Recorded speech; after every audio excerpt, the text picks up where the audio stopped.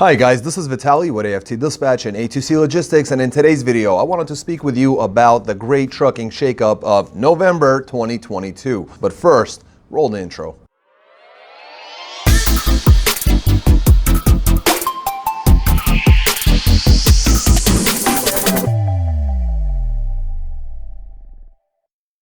Welcome back. Before we get started, I'd like to ask you to please like the video, be sure you subscribe to the channel and hit the notification bell so you never miss a single release of our videos. We produce these every week, showing loads that we book for our customers, whether they're owner-operators or carriers, as well as additional educational material for everybody on our trucking channel, and hopefully all the new additions that are subscribing to the channel and liking our videos. So thank you guys for coming back with every single video release, and let's talk about this trucking shakeup, as I'm calling it. It's all over the place. About November 1st, November 2nd being the date set by truckers who decided to, basically either completely shut down, don't move their truck, or do a slow roll through different parts of the interstate system in the United States. Now, the question is, well, number one that I'm curious about is, are you going to participate in that? And two, do you think that'll actually make a difference? Because from past experience, we don't have to look back. Let's look at the Freedom Convoy in the US that we did. To me, I've covered a lot of that, but then I sat back and watched it, and honestly, to me, it looked like a giant tailgate party, and if you disagree, please, let us know in the comment section below. Maybe I didn't catch something. On the other hand, we've also had other types of comings together, if you will. The trucking is not unionized like, for example, the train or the rail industry. So we've tried to come together, and we seem to really have a hard time doing that. And so generally speaking, whenever a large group of truckers slows down or stops operations, others take advantage of the period because capacity tightens and rates come up, and they're saying, all right, well, you suckers go sit there in your truck and lose the money while I make up on the difference as the rates spike. So we may see some of that, but I'd love to hear your take on it, because truckers are stopping, saying that, look, we demand more money, we demand more broker transparency. And by the way, last week's video was about broker transparency. If you haven't seen that, I'll leave a little card here in the corner. You guys can take a look at that, because that's also changing. But what's important is understanding why we're doing these things, and do we really feel like that's actually going to make a difference to the industry if we stop our trucks for a couple of days? And ultimately, who will it hurt? It will hurt the consumers, because prices are going to come up on those things, because literally minute changes in the trucking industry, when a large portion of the available capacity, the fleets out there stop, that generally has a trickle down effect on the entire industry, which comes down to the consumer, who ultimately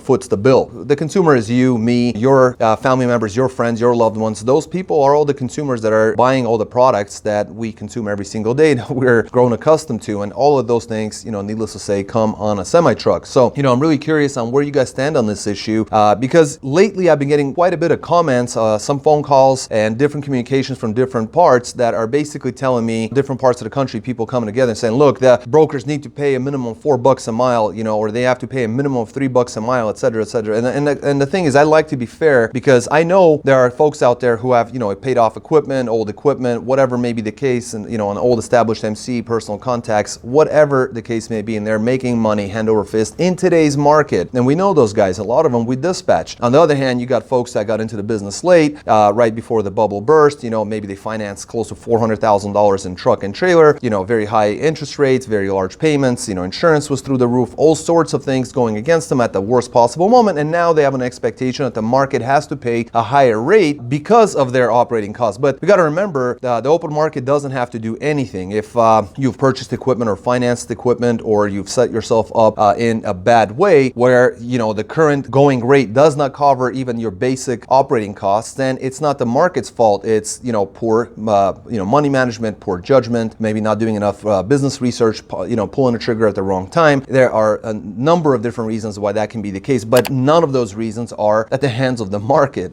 We have an open market, and this is the way it works. Like I said, at the same time, there are lots of folks who are making good money. There are other folks who are struggling. Right now, the industry is slowly declining. I'm not talking about the freight rates. I'm talking about companies closing down. Every month, we have thousands of MCs, from new ones to old ones, that are getting canceled, closed down, and going out of operation. We don't want that to happen to any one of our viewers, any of the guys who find our channel, any of our customers, any of our owner ops, any of our carriers. We don't want that to happen, and we produce our videos every week so you guys can actually see what kind of money you guys can make. Also, we always mention that you can get started with us whether you're a carrier, have your own MC authority, you are a leased on owner operator. The main thing right now is you have to make sure that A, you're not overpaying wherever you are and you are getting the money that you deserve. You see our videos. If you haven't, I'll leave a card here to the playlist. You can go back, over 2 years of videos and actually look, how did we do during the market ups when a market was hot? How do we do when the markets were down? How are we doing right now? What are the latest rates that we're coming up with? All of that information is in those videos. And those of you who followed our channel for a while have been,